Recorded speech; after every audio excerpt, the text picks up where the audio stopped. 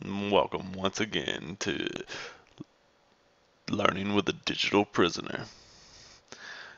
So without further ado, your maestro of mystery, your enigmatic enticer, is here to ask you the questions that have invoked curiosity, that have made man ponder across the far reaches of his mind throughout time to find an answer. So without further ado, here we go. So which came first, the chicken or the egg? How did the chicken cross the road? Or why did the chicken cross the road? If a tree falls in a forest and no one's around to hear it, does it make a sound? And the most ponderous one of all, what color does a Smurf turn if you choke him? Alright, so 4 theories on government. Why did government start? So this is another thing. You have people that have their theories. Force theory, evolution theory, divine right theory, social contract theory. They're all wondering, why did government start? How did it begin? Force theory says that it was imposed by the strongest using force. That means I was tougher, I had a bigger army than you, so I came in and I forced you to follow my lead. And whatever I said went, becoming the first government. Okay?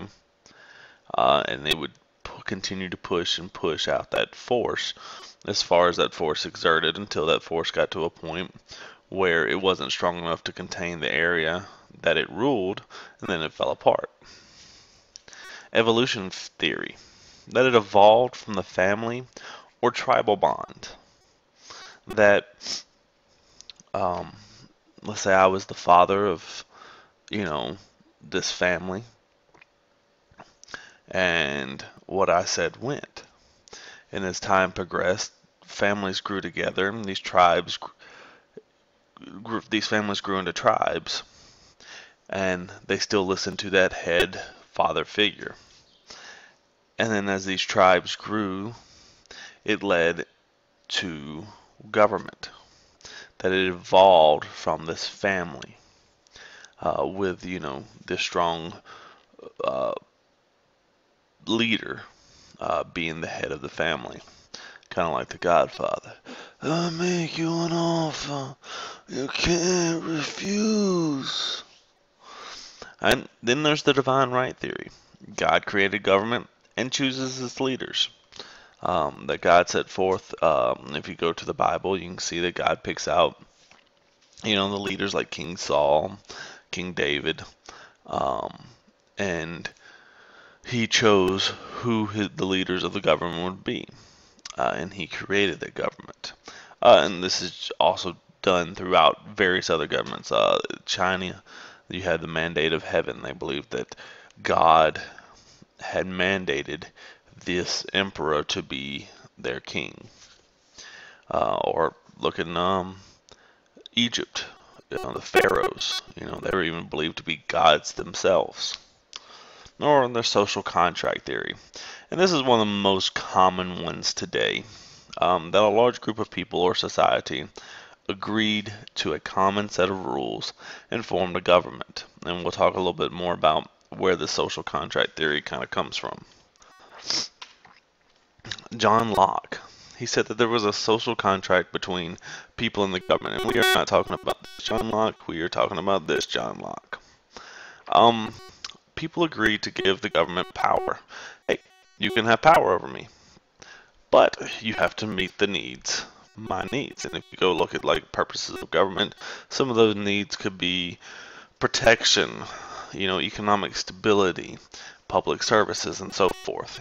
So we look for the government to meet these needs that we have, and we'll give it power to rule over us.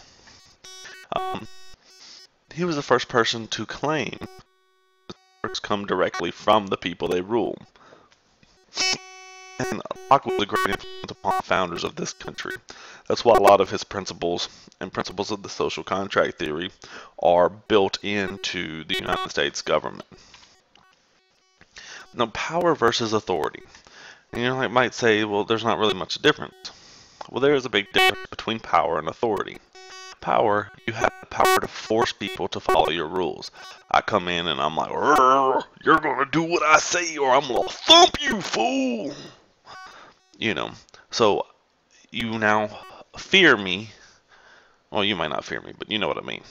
You now fear me, so you're going to do what I say before I thump you.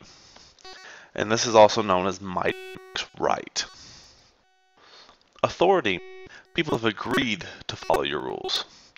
If it's a group of you get together and you say, okay, well, we're going to follow Johnny. And so we're going to do what Johnny says to do.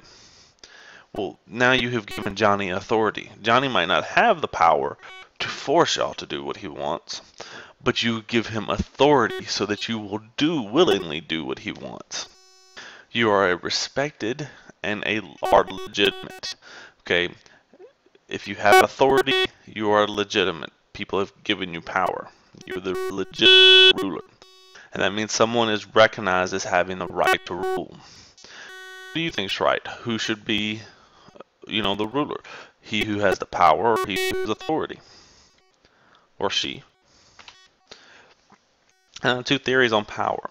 Elitists and pluralists. Okay? And in elitist, there's actually three different ones. But an elitist is in any society, only a small group of people. The elites hold the power. Okay, and then inside that you would have Karl Marx, C. Wright Mills, and Max Weber. Karl Marx says that the elites control the economy. Mills says the elites control the economy, the government, military, pretty much everything. And then Max Weber says the elites are bureaucrats. And the pluralist theory is in a society, a large plurality hold the power.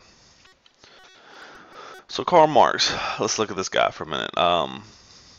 He was German. He was alive from 1818 to 1883. Wrote the Communist Manifesto and Das Kapital. Marx's idea led to the communist form of government. That's why sometimes you'll hear people refer to communists as Marxist. And that's what they're referring to as Karl Marx. The government owns the means of production, and property is supposed to be shared by all. Divided society into two groups. The bourgeoisie, which were rich property owners who owned the means of production, and the proletariat, workers who owned nothing but their own labor and were exploited by the bourgeoisie. Okay, so these people owned everything, and these people had to work for these people. Max Weber. Okay, he was German, and that's what you don't call him Weber, it's Weber. 1864 to 1920. He believed that the elite in the government were bureaucrats. Bureaucracy is a system of departments and employees that carry out the functions of an organization. A bureaucrat is someone who works in a bureaucracy. And you look at our government, there's a lot of bureaucracy. All these people in these governmental departments and so forth. You have the EPA, you have the disease center control, you have all these different ones, and they all have these, you have the head, then you have the assistant heads, and you have all these different people who form this bureaucracy. And that's why people say whenever it takes, it has all this red tape, it's set up through all these bureaucracies because you got to go from one to another and then another and so forth. But Weber says that these is where the power is in government. And C. Wright Mills says he was an American from 1916 to 62. He wrote The Power Elite. He added a new twist to the current thinking about elites. He said that it was those who controlled the military, the economy, and the government, and then that these people tend to know one another, and that they make up a group known as the Power Elite. So, you look at it and it's someone who, okay, controls the government, the president. Well, if you ever look, take Obama for instance, who is our current president. He's friends with one of the people who helped run the economy, the guy who's over GE. And that's why, so if you look, and they make deals, there's deals that are made between the government and GE. And then they tend to know people in the military and so forth. So all these people tend to know each other, and they make up this like small society inside of the larger society. And the small society is known as the power elite because they are the ones who control how everything goes and is run. So who do you think holds the power in society? I personally believe it's He-Man. But no, take your, think about it. Where's the power actually being held? Sometimes we're shown someone up front, but it's more of a facade. And there are people behind the scenes who are really running the show.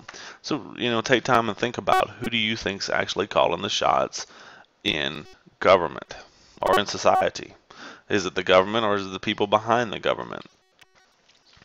And in countries and nation states, Earth has been pretty much divided into about 200 sections by its people. Each nation state, which the United States is a nation state, you have Nigeria is a nation state, China, so their states that are nations. And they have four characteristics. They are populated by a group of people, which is their population. They have defined territory, which is their borders.